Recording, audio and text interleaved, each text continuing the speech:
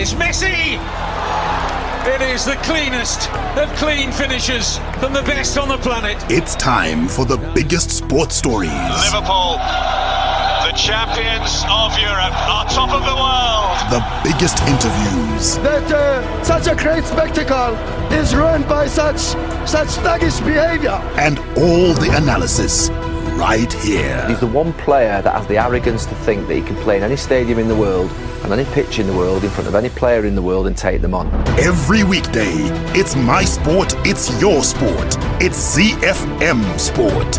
Let's join the team for the biggest show in the world of sport on ZiFM Stereo. My station, your station. The weekend is here, and with it, some fantastic action to look forward to at home as well as internationally. And we have a fantastic team that will preview the action for you. That team is Alois Munjira, the former Warriors striker, Barry Manandi, Chris Midzi, our producer Sean Tafrinika, and my name is Mike Mudder. Don't forget, you too can be a part of the show. How? Get on social media.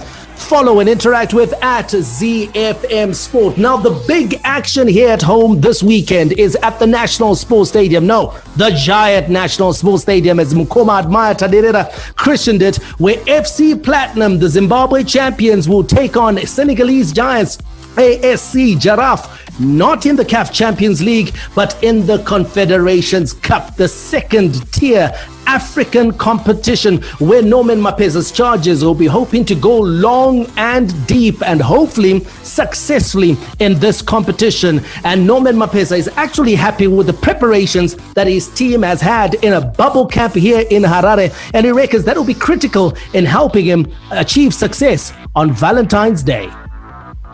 We've also got international sports news for you, and we'll take you around the world in 60, starting off in Melbourne, where the Australian Open will proceed without crowds over the next 5 days after the state of Victoria was placed under a snap lockdown from today to contain a fresh outbreak of COVID-19. We'll head over to Edinburgh, where Wayne Pivich says that improved discipline is essential for Wales in Saturday's Six Nations clash against Scotland. And in Tokyo, the president of the Tokyo Olympic and Paralympic Organizing Committee, Yoshiro Mori, has resigned after making sexist remarks about women.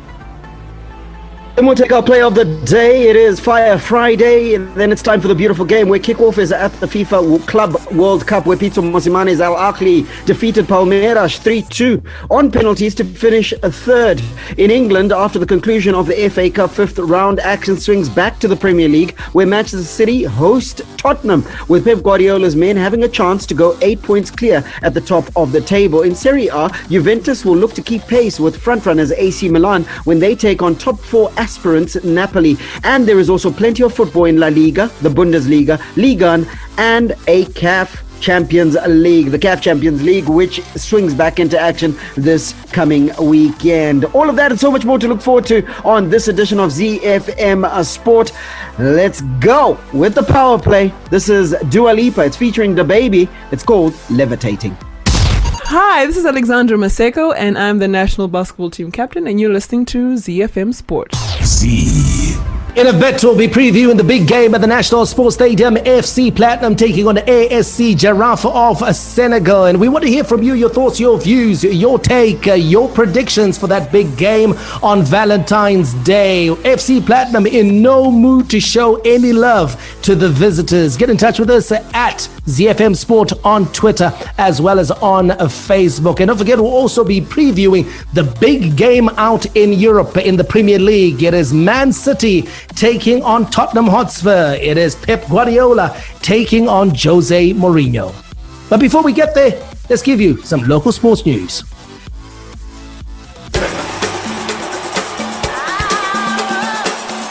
The Home Front. Local sports news and analysis.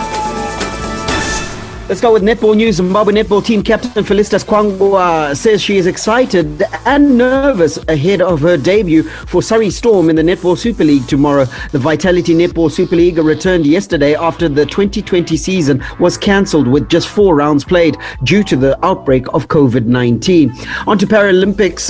Now the Zimbabwe Paralympic team won their second medal at the 12th FASA Championships World Para Athletics Grand Prix in Dubai yesterday. Albert Singele claimed bronze in the men's 1,500 meter men, a day after veteran wheelchair racer Margaret Banganjena won bronze in the 800 meter on Wednesday. Sprinter Wimbai Zvinowanda missed the podium after she came fifth in the women's 100 meters, while Pride Mafira finished fourth in the men's long jump. Let's wrap it up with a rowing news where teenage rowing sensation Danielle Kashula, who's 13 years old, has been invited to compete in the virtual World Indoor Rowing Championships after she won the Canadian under-19 500 meter competition, where she smashed the world record. Kashula is set to compete in the under-19 500 meter competition in the event slated for the 24th of February.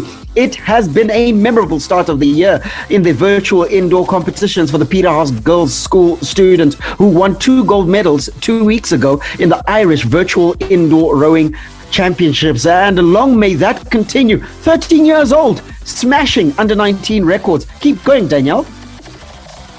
Hi, I'm Warriors coach Zdravko Logarušić, and you are listening to ZiFM Sport. Sports with a difference. Z. The beating drum. The roaring fans.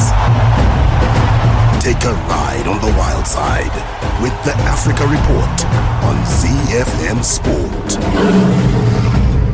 Under normal circumstances, would have been saying all roads lead to the National Sports Stadium, but they do not, as a result of the COVID-19 pandemic, which has prevented fans from witnessing action, not just here in Zimbabwe, but the world over the last 10 to 12 months. FC Platinum are in action this weekend on Sunday, Valentine's Day, and they are planning to show no love to Senegalese giants ASC Jaraaf, who are in the country for that CAF Confederations Cup clash. The champions have been in camp in Harare, a bubble camp, for the last 2 weeks, training at the home of Golden Eagles Football Club, the Eagles Nest at Ellis Robbins.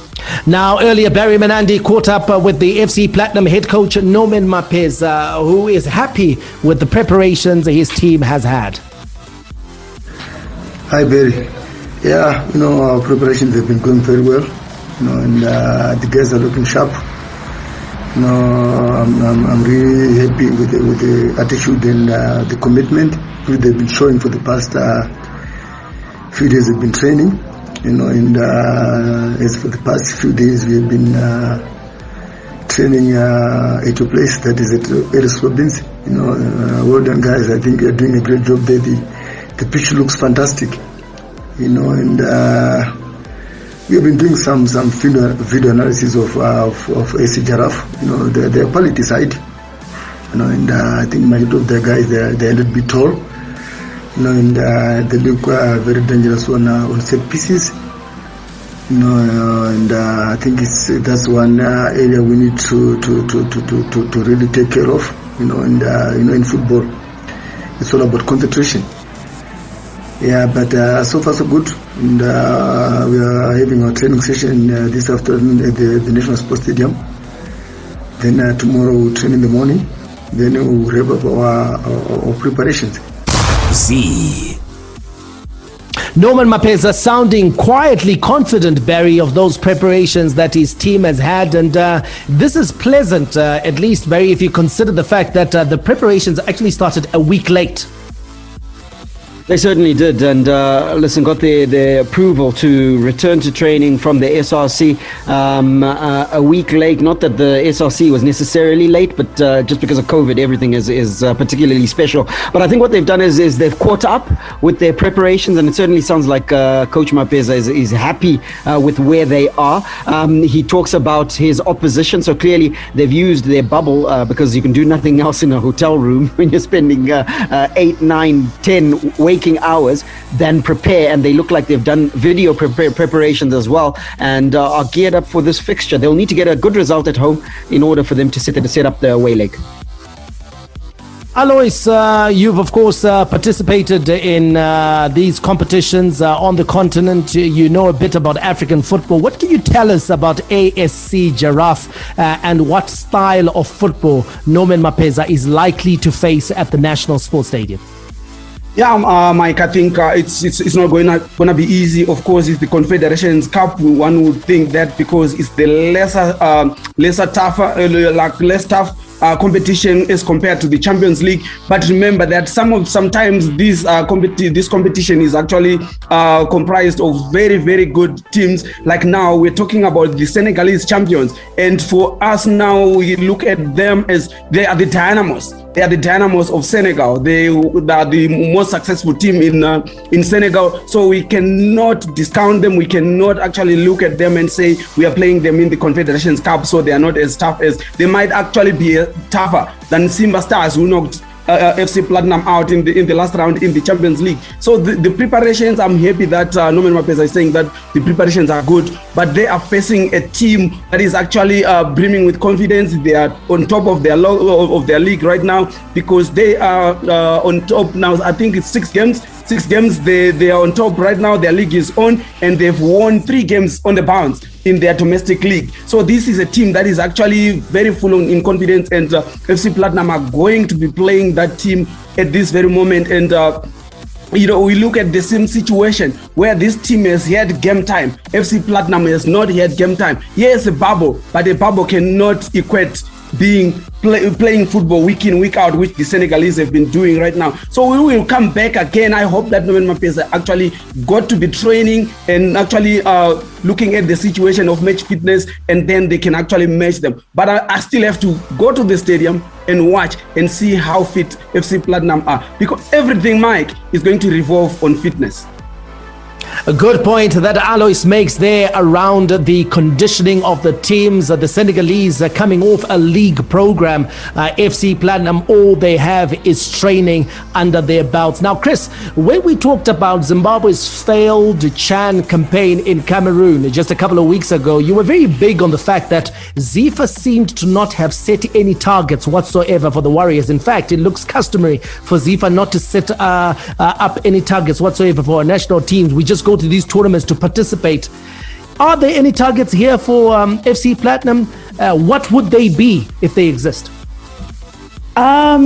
I think going deep in the competition is definitely one of his targets. I think we've had we've spoken to Norman Mapeza before, and he's made it very clear that he does have targets. He does have certain things that he needs to fulfill as the coach for FC Platinum. They don't just give him a free ride and, just go out there and participate. I think FC Platinum has consistently set targets for Norman Mapeza, some of which he's surpassed. And going into the Confederations Cup now, I think he definitely needs to go deep in the competition and also to perform well. I think it's one thing for FC Platinum to go deep, but I think also there needs to be a consistent improvement in their performances on the continent. Now let's take a look at the players, Barry, the ones that have to improve, the ones that have to perform, the ones that have to show consistency, like Chris is saying. Do we expect to see any major changes from the team that played against Simba? We know they've lost Perfect Chikwende. He's joined Simba. Do we expect to see any changes in that regard, or that may be the only hole that will need to be plugged? I know you've attended a couple of their training sessions. What have you seen around some of the selections or possible selections that Norman Mapeza could make on Sunday? It looks like the issue that he mentioned in that pre-match interview around the size of the Senegalese is playing in his head, because it looks like he wants to play Donald Ngoma from the start. So I think he wants the big man up front. That might be a change that we might see. Also, we might see Donald Teguru, who's joined FC Platinum recently. I think he's got his ITC International Transfer Certificate, so he is eligible because of his pace on the flanks as well. I don't think he wants to lose that pace that Perfect Chikwende used to provide. So I think those might be the only tweaks rather than saying changes, because I don't think we're going to see a change of system. We're not going to see a change of type and pattern of play, but we're going to see a change of personnel.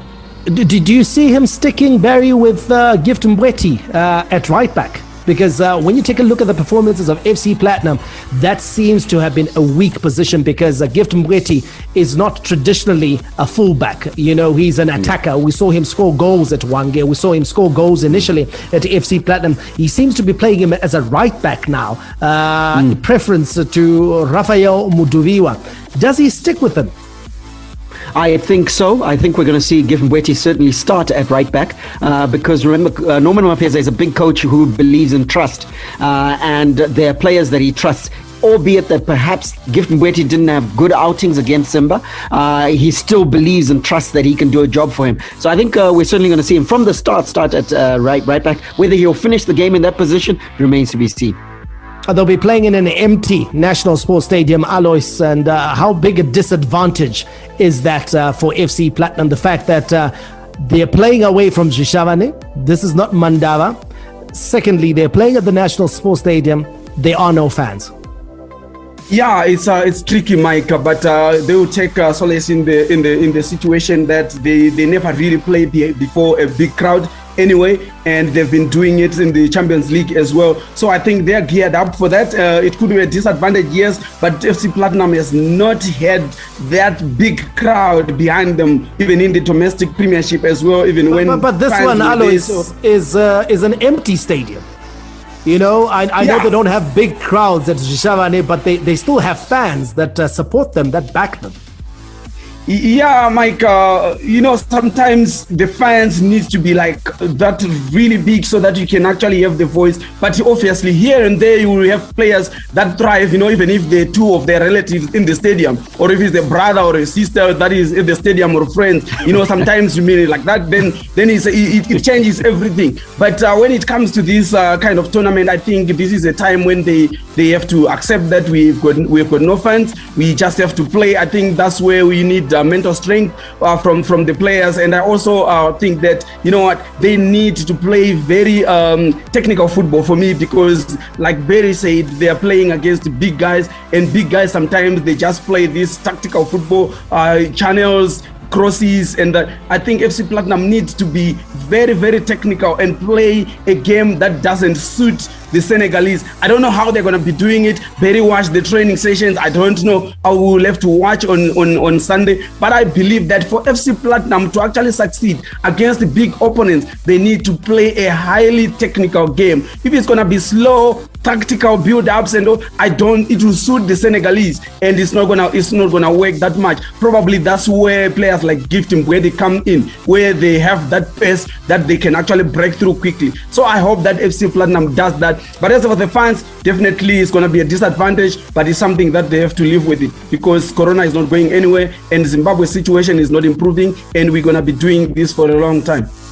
I think in as much as we can say that, it is what it is and this is where the country is, it's a distinct major disadvantage for FC Platinum, because when they go out onto the continent, they are met with the huge crowds. They get to the stadium, there are fans in the stadium. That atmosphere alone can change a scoreline, and it's just unfortunate that FC Platinum, when it comes to their home games, for example, they're not playing at home. The National Sports Stadium is not their home, and also we don't have fans in the stadium, period. We don't have football in this country. It's a major disadvantage, because what plays into games on the continent is not the 90 minutes, it's everything else around the 90 minutes. So in terms of the psychology, Barry, of FC Platinum, it would be aided considerably if they were in actual control of the environment. So you've got the Senegalese coming into Harare, and in truth, it's almost like this game is being played on neutral territory as a result of the absence of fans. Yeah, absence of fans, also the fact that it's, like Chris said, home away from home. So I think Alois put it best towards the end of last year, when Alois, you said that in Europe now the only thing that's different is the dimensions of the pitch. That's the only issue that you're dealing with, because in truth, without fans in the stands, it changes a lot. Also, I think there is an issue of engaging. There's a practice match and a full contact match of very, very different. So you've got to then psychologically connect that this is a competitive fixture. I've got to connect now, and it's difficult to do when you don't see the fans. When you see the fans, you know that now we're going, it's time to rock and roll. Yeah, that connection is so important, because if you hear a player like Lionel Messi talking about it, saying that he's found it hard to get going because every game that he's playing has got a practice feel about it, and that he's taking longer than usual to actually warm into matches. You were saying that it's taking him 20-25 minutes to actually engage and get into the swing of things. So it's a very, very difficult one. Now, this match, no fans, but it will be broadcast. And I think this is important, isn't it, Chris, in terms of FC Platinum reaching out to the fans and making sure that those few fans that they have in Zhishavane and around the country, it's a growing support base, but they're at least able to watch this on ZTV and watch it on FC Platinum's Facebook page. Yeah, it's a major development. It's a critical development because we've always talked about how, in as much as, yes, having fans in the stadium is one thing, we can't have that at the moment. So what's the next best thing is to have a proper broadcasting setup that's able to actually get the game to more people. And broadcasting it on ZBC ensures that in majority of homes with a television, they'll be able to catch this match. It's exposure for FC Platinum, for the players. They get to know the team, get to know the brands. And also, hopefully, there's a little bit of money attached. A bit of money attached. Alois, your prediction for this one? FC Platinum to carry the day? I mean, the one thing we've seen from the home matches that they've played, they played Costa do Sol, they played Simba Stars. They haven't scored too many goals, FC Platinum. You know, against Simba, they dominated Simba at the National Sports Stadium, dominated them so much so, we actually thought that it might be an easy ride in Tanzania. That was the gulf in class between the two teams at the National Sports Stadium. The downside was that FC Platinum didn't score the goals that they deserved on that afternoon. Do you see a similar story, a narrow victory, or do you see Norman Mapesa having rectified that problem? Barry talked about Ngoma playing up front as the target man. Does he change things? Donald Teguru, we know he's got a goal in him from his time at Ngezi Platinum Stars. Does it change things for FC Platinum? How many goals do they need to make it comfortable before they go to Senegal? Hopefully, Mike, they score goals. You know, this is actually something that FC Platinum have not been doing in a long time, I should say. In all the times that they have won the league, they haven't really have a top goal scorer that actually dominates the league. You know, sometimes when you are champions, you want your top goal scorer to be the top goal scorer of the country. You know, sometimes by country, usually sometimes you over 20 goals, but they haven't done it. They haven't had a regular goal scorer that has been consistent in all the championship winning years. So it becomes unpredictable of what exactly do we expect on match day. Yes, Donald Teguru has got a goal two in him, but we don't know because he is not a consistent goal scorer himself as well. So we are hoping that they play a very technical game and actually come out and score. I hope that they score 2 goals. For me, they need 2 clear goals for them to be comfortable going to Senegal. Because like Chris said, there's going to be fans in that stadium and the Senegalese are very tough. It's going to be very difficult. They need 2 goals. So for me, 2-0 for me is going to be comfortable for them. 2 clear goals according to Alois Munjila. He's backing FC Platinum to do the job at the National Sports Stadium on Sunday when they take on ASC Jaraaf. That should be a comfortable advantage before they head out to West Africa to take on that team in the second leg. Exciting show we've got lined up for you. The rest of it, the beautiful game, big game, Tottenham Hotspur versus Manchester City. But before we get there, let's give you an international sports news update with a trip around the world in 60. From the front of the grid to the back of the net, it's ZiFM Sport. Around the world in 60 seconds. International sports news. We take off in Melbourne, where the Australian Open will proceed without crowds over the next 5 days after the state of Victoria was placed under a snap lockdown from today to contain a fresh outbreak of COVID-19. The tournament had been played in front of a reduced capacity for the opening 5 days, but will now continue behind closed doors while the lockdown is in place, with Victorians having been told to stay at home. We'll head over to Edinburgh, where Wayne Pivac says that improved discipline is essential for Wales in Saturday's Six Nations clash against Scotland. Wales will arrive at Murrayfield without a quarter of Pivac's original 36-man Six Nation squad, as 8 players are sidelined by injuries and wing Josh Adams is suspended. We'll touch down in Tokyo, where no surprises here. The president of the Tokyo Olympic and Paralympic Organizing Committee, Yoshiro Mori, has resigned after making sexist remarks about women. The 83-year-old said women talk too much and are driven by a strong sense of rivalry during an online meeting of the committee's board of trustees earlier this month. Mori later retracted his words, acknowledging it was inappropriate. But get this, when he was pressed on whether he really thought women talk too much, he replied, "I don't listen to women that much lately, so I don't know." This man is not sorry at all. Hi, my name is Ruruni Shamba, Mytoria's super striker. You're listening to ZiFM Sports. The big leagues, the big teams, the big players. The beautiful game on ZiFM Sport. The beating drum. The roaring fans. Take a ride on the wild side with the Africa Report on ZiFM Sport. Our look at the beautiful game starts on the beautiful continent of Africa. Let's talk about a review first, and then we preview the CAF Champions League. The review coming out of the Club World Cup, where African champions Ahly, they won bronze at the Club World Cup, third place playoff against Palmeiras, as they held their nerve to win 3-2 on penalties after a 0-0 draw. Ahly head coach Pitso Mosimane Jingles becomes the first South African player or coach to win a Club World Cup medal. Pitso Mosimane, Alois, is an absolute phenom. He knows his job, does it well. Look, to some people it may not be pretty. They would have wanted him to go out and blitz Palmeiras, but in truth, if you watch the game, Ahly played very well in this fixture. Yeah, Barry, to be honest, I'm actually proud of Pitso Mosimane. I'm actually proud of our Ahly as well, because, we are talking about Palmeiras here. These are big clubs in the world. They have been there, they've done that, they've won the Brazilian championship, they have been in this tournament before.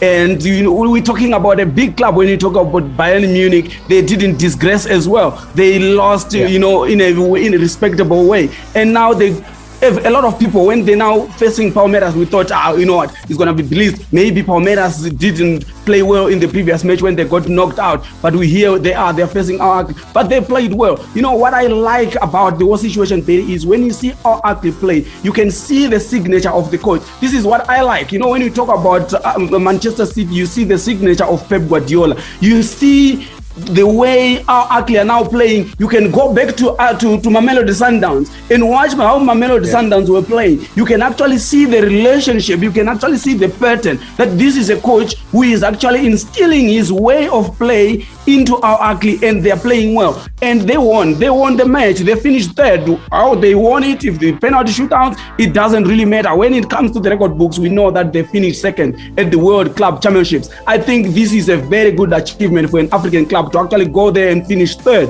and I'm proud of Pitso Mosimane. He's going places, and I'm sure that a lot of people are now beginning to actually give him the respect that he deserves, because he is doing really well.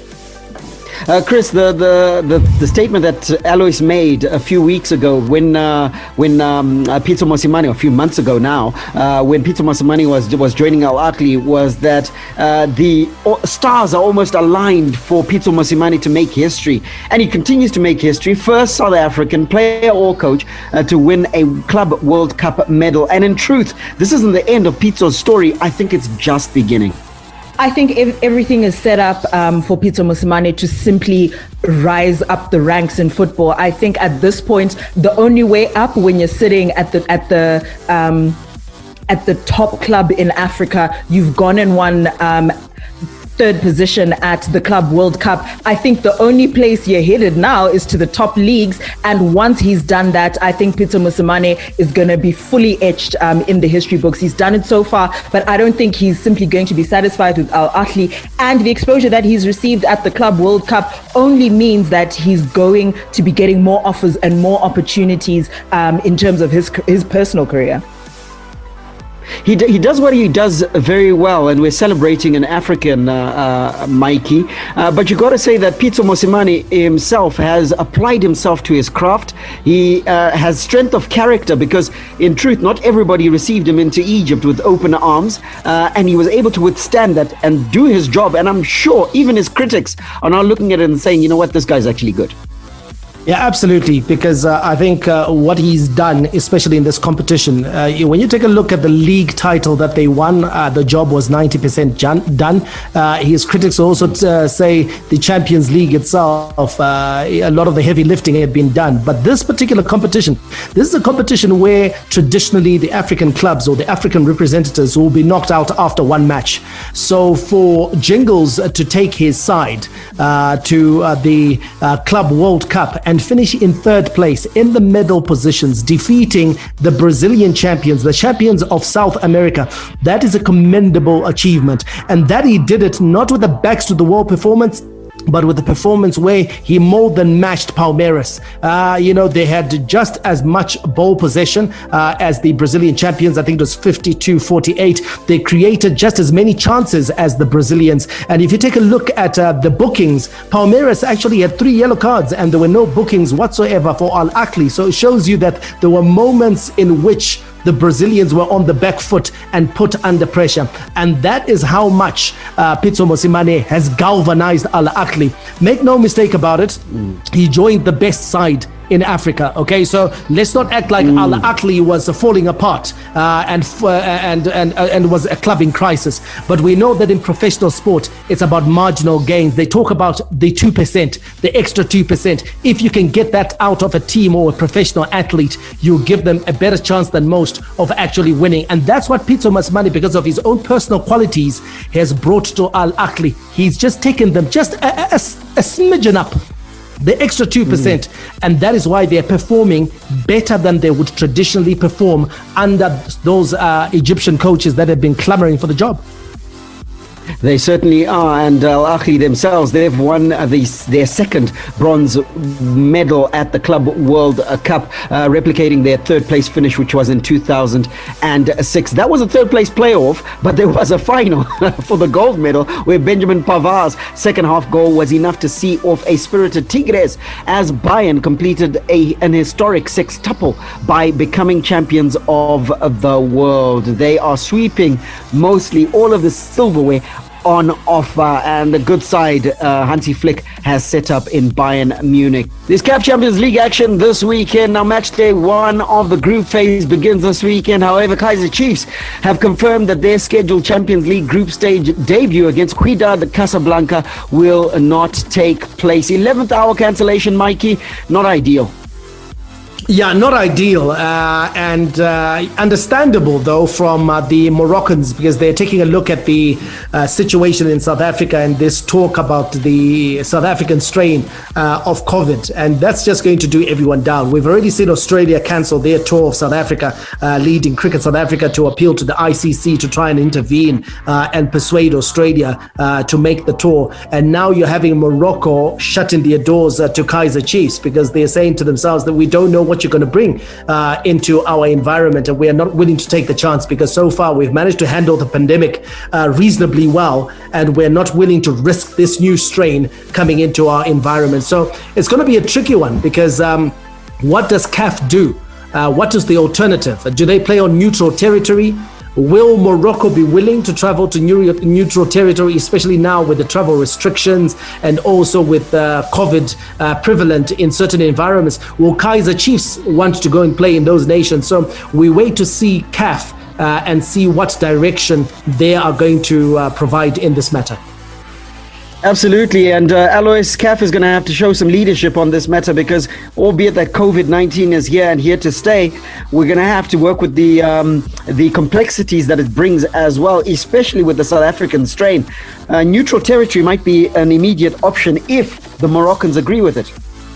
Yeah, I think it's very tricky, especially on the part of CAF. I don't know how they're going to solve this, and I don't know what were the protocols, they put in place and what was shared with the clubs, that what are we going to do in this pandemic? What are the steps that we're going to do? What was said to all the clubs for the matches to resume, for the Champions League to resume, for the CAF Confederations Cup to resume? What were the conditions? So where the clubs sign on the dotted line that we are in this together. So I don't know if a club or a country is allowed to dictate that we don't want that, we don't want this. So for me, if you ask me, I think it is the Moroccans that have to withdraw from the tournament if they don't want to be playing against a South African club, because they're putting everything under, they're compromising the world tournament. Well, I think, look, we have a precedent when Ebola was raging. I think Congo took the brunt of it, and teams said that they wouldn't travel to Congo, and Congo then had to make a plan, neutral territory and all sorts. So perhaps is going to be that if the neutral territory is the answer, Kaizer Chiefs is going to have to acquiesce to that, and Wydad Casablanca is going to have to go on with that as well. Bottom line is, let's see how this one plays out. There are decisions to be made. I think, Barry, I think we've seen Europe as well. I think Liverpool is having to go and play, RB Leipzig in neutral territory because of the travel restrictions around English teams.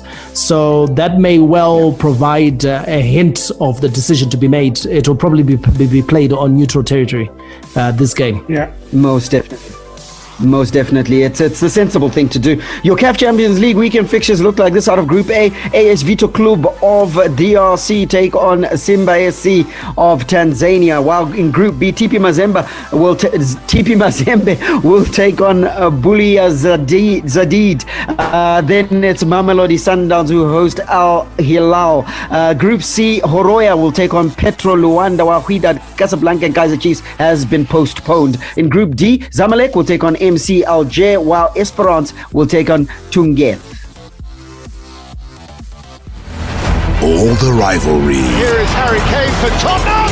Oh, what a goal! A classic derby goal from Harry Kane. Catch him if you can. All the stars. Oh, back here's Liverpool 2 in front. Talk about impudent. Talk about improvisation. Talk about Sadio Mane. And all the game-changing moments. And Raheem Sterling rattles at home.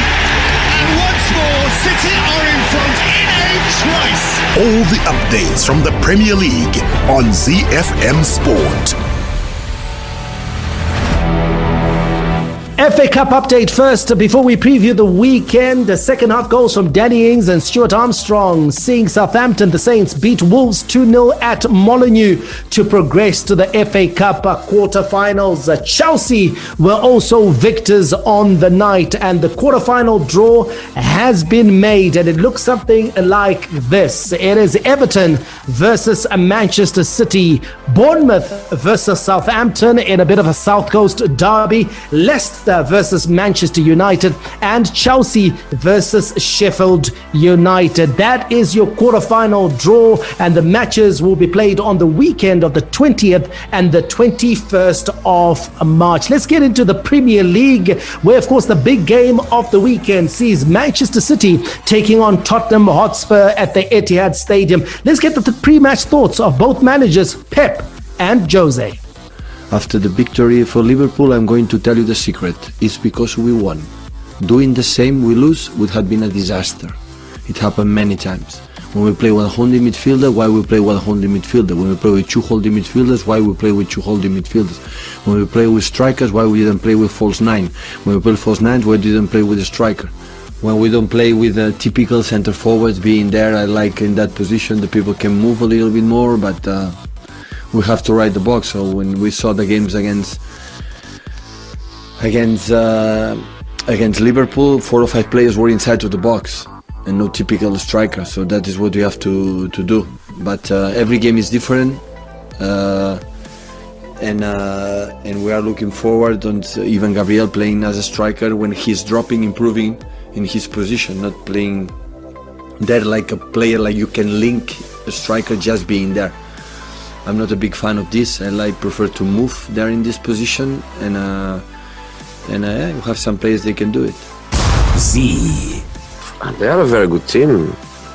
They are a very, very good team with a fantastic run of results. No doubts about that. It's always difficult to play against Man City. That's no doubts. There is nothing new about it. They are probably now the biggest candidate to win the title, which is not a big surprise.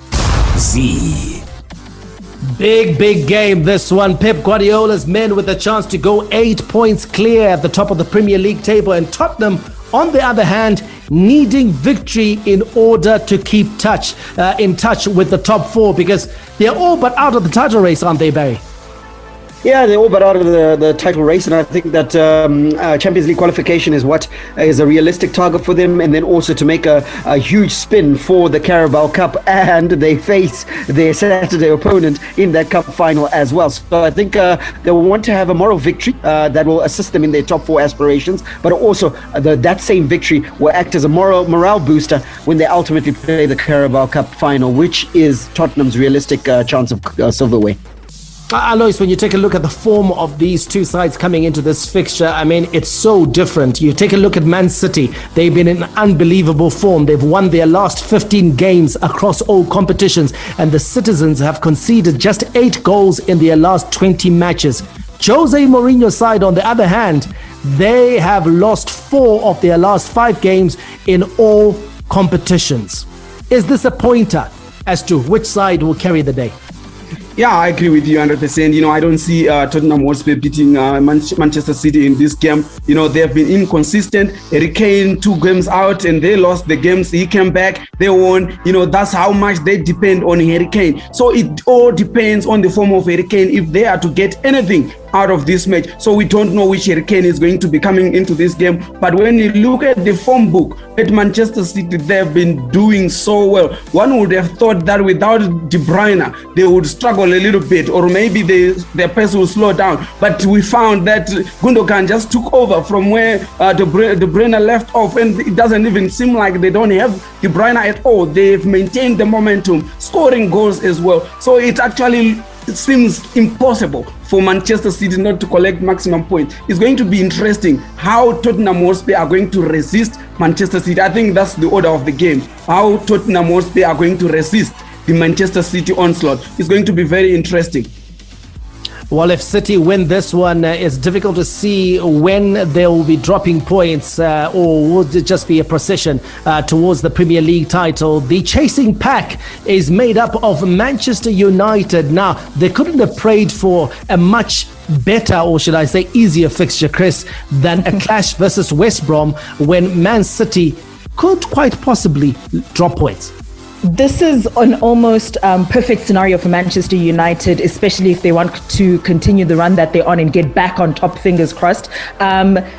They couldn't have hoped for a better fixture. But the thing about Manchester United is we know they play especially well under pressure. But when it comes to playing these smaller teams, they don't necessarily have the best of outings. They don't necessarily have the best of days. So fingers crossed that they're able to get this win, because if they manage to do so and Pep and his men don't manage to do so, it's good things for Manchester United. It could be a good weekend for Manchester United, especially if you consider that Leicester City will be taking on Liverpool in the other game featuring the chasing pack. Other fixtures: Crystal Palace versus Burnley, Brighton versus Aston Villa, Southampton will take on Wolves, and then there could be an absolute barnstormer, barn burner at the Emirates when Arsenal welcome Marcelo Bielsa's Leeds United. It's Everton versus Fulham, but the big game of the weekend, undoubtedly City versus Tottenham, and it's at the Etihad Stadium.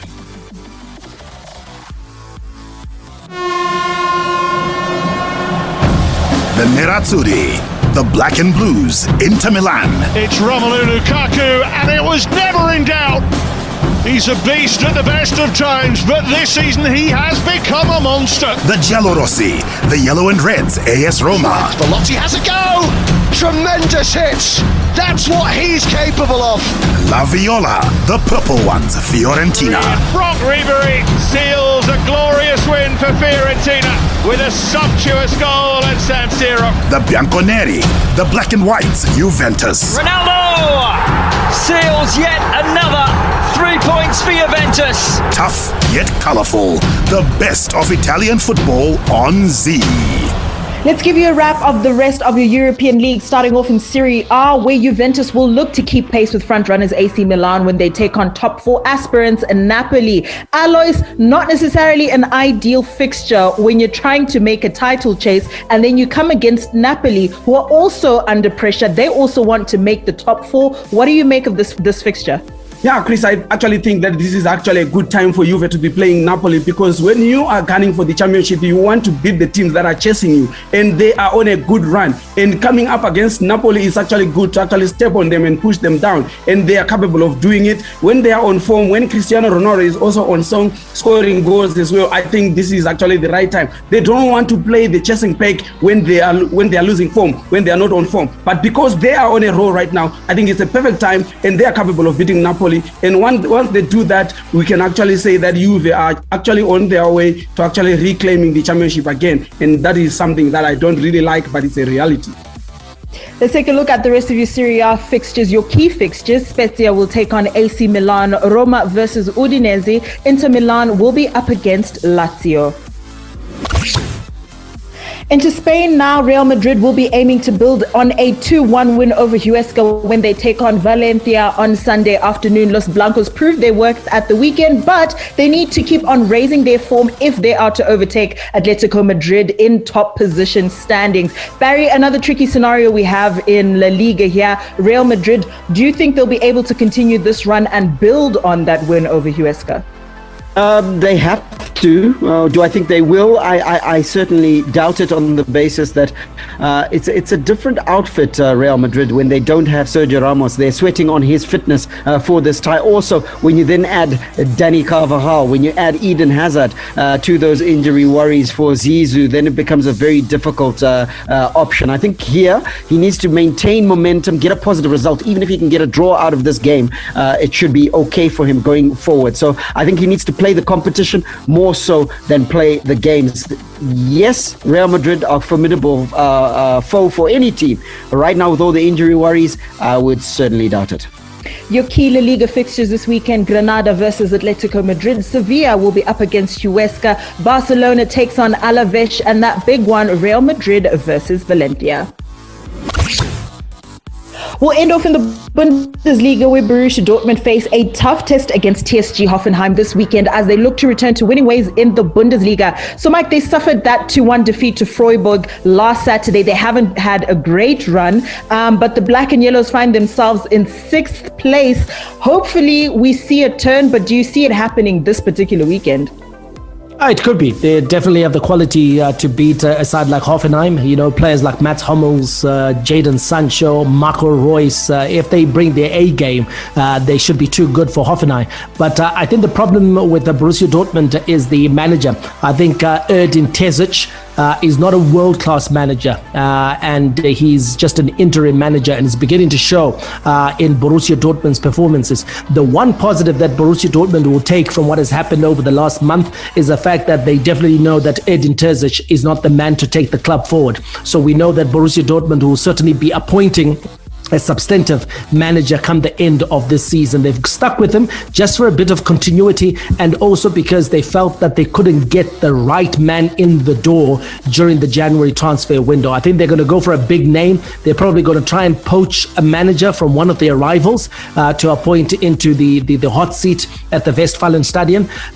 So it's an interesting time. I think for Borussia Dortmund, it's all about qualifying for the Champions League and just maintaining their place at the top table in European football.